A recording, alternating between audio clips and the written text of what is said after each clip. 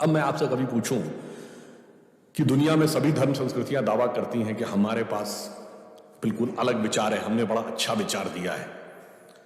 अगर हम आपसे पूछें कि हमारी संस्कृति में ऐसा क्या है जो दूसरे में नहीं, बहुत से लोग कहेंगे साहब उसमें बड़ा सदाचरण की बात कही गई, नैतिकता की बात कही गई। तो लोग कहेंगे ठीक है भाई, दूसरी जगह भी कही गई, शायद कोई फॉलो करता है या नहीं करता। पर मैं अगर आपसे पूछूं कि वो चीज बताइए जो हमारे यहां लिखी और दूसरी जगह लिखी ही नहीं,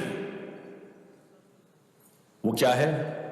आप सबने नाम सुना होगा, वैदिक मैथमेटिक्स।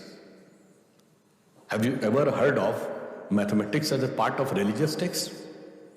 ये सिर्फ हमारे यहां। गणित धार्मिक पुस्तक का हिस्सा है।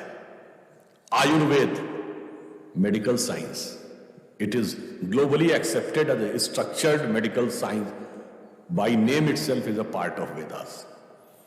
मेडिकल साइंस धर्म ग्रंथ का हिस्सा हो, गणित धर्म ग्रंथ का हिस्सा हो, ये दुनिया में कहीं नहीं, बाकी जगह विज्ञान और गणित का धर्म से संघर्ष है।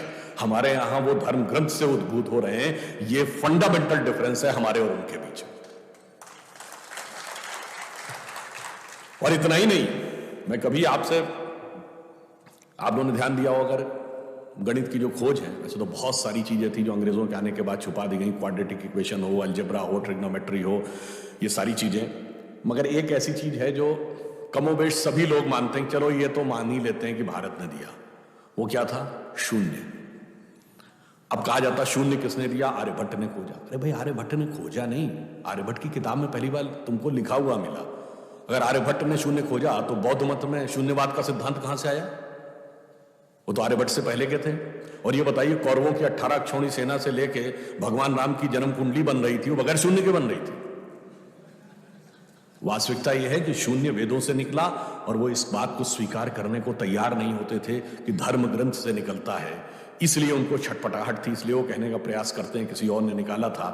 और समस्या क्या है?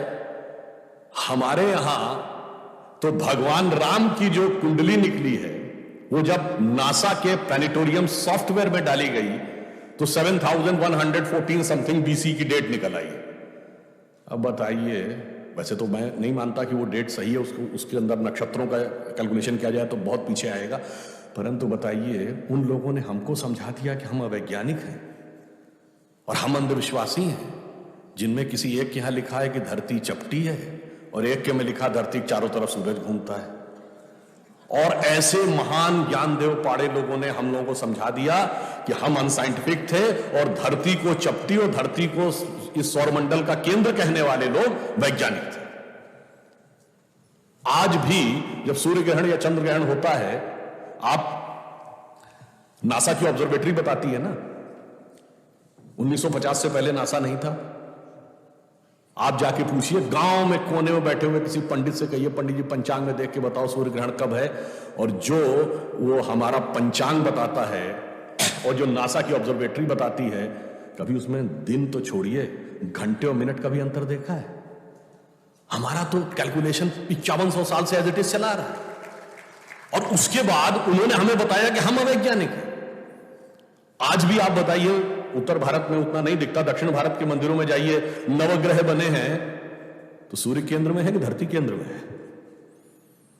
सूर्य के 7 किरणें होती हैं, 7 घोड़े सूर्य के बने कि नहीं मंदिरों में? अब बताइए, ऐसा हमारे दिमागों में भर दिया जाता है। हम सब ने, जिसने भी, हम लोगों ने भी विज्ञान में पढ़ा कि सबसे पहले 9 ग्रहों की खोज किसने की? केपलर ने, Kepler's law of planetary motion. हम सब ने, जिसने फिजिक्स पढ़ी होगी 10वीं 11वीं 12वीं में, कभी न कभी Kepler's law of planetary motion पढ़े होंगे कि केपलर ने सबसे पहले बताया कि 9 ग्रह होते हैं। अब ये बताइए, इधर जब हम पूजा करते हैं तो पंडित जी हाथ में जल ले क्या बोलते हैं? ब्रह्मा मुरारी त्रिपुरांतकारी भानु शशि भूमि सुतो बुधश्च और गुरुश्च शुक्र शनि राहु केतु सर्वे ग्रहा शांति करो भमंतु। अब ये 9 ग्रहों के नाम केपलर बताए थे कि पंडित जी बताए हैं? और हजारों साल से बता रहे हैं। और उसमें मजे की बात यह है कि मंगल के लिए भूमि सुत, यानी भूमि का बेटा, धरती का बेटा शब्द है। यह अब जाके साइंस ने यह कन्फर्म किया है कुछ समय पहले कि एक थ्योरी है कि कभी एक जमाने में बहुत बड़ा एस्टेरॉयड टकराया था कि धरती से, और धरती का एक टुकड़ा अलग हो गया था, वही टुकड़ा बाद में मंगल बन गया। और भूमि सुत हमारे यहां लिखा हुआ, मंगल के पर्यायवाची में भूमि नंदन भूमि सुत जैसे शब्द है। अब आप देखिए क्या वैज्ञानिकता है और कैसे